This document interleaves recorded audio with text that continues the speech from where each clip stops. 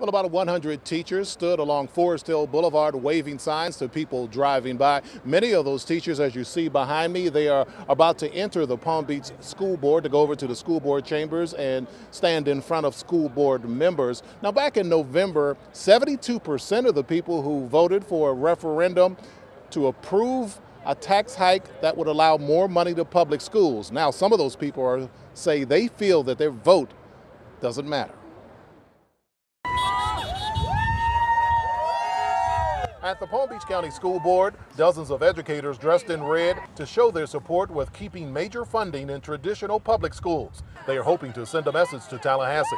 We need this to not be overturned. In November, Palm Beach County voters approved a referendum to increase local taxes to help fund their public schools. The extra $200 million a year gives teachers a pay raise, more security at schools, mental health counselors, funding for the arts, and PE teachers. The referendum was explicitly clear. It said non-charter district schools. Palm Beach County School Board Chairman Frank Barbieri says he was shocked to hear about House Bill 7123, which just cleared the State House. If it becomes law, it would override the local referendum and force the school district to give some of the money to charter schools. We estimate that it's approximately $22 million for next year that we'd have to turn over to charter schools. Educators at charter schools argue they should have some of the funding to help with their struggling schools. I think that it's important to remember that charter schools are public schools. We are part of the public system. Barbara Flood is principal at Potential's Charter School of Palm Beach County. The Riviera Beach School provides education for children ages 3 to 10 years old who have severe physical or developmental disabilities.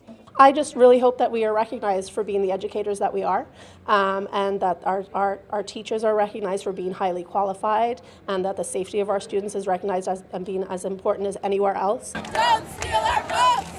Don't steal our votes! On Tuesday, hundreds of teachers and parents held a rally in West Palm Beach to show their dissatisfaction with the House bill. Equal funding! Equal rights! Equal funding! Not far away were supporters of charter schools fighting to get money they say they deserve. That referendum also included an independent oversight committee. Now, the Palm Beach County School Board chairman says if this House bill passes, they would be having to give some of that money to the charter schools, which would not include an independent oversight committee, and he questions where some of that money would go. In the end, he feels that this could all end up in court. We're live at West Palm Beach. Ted White, WPBF 25 News.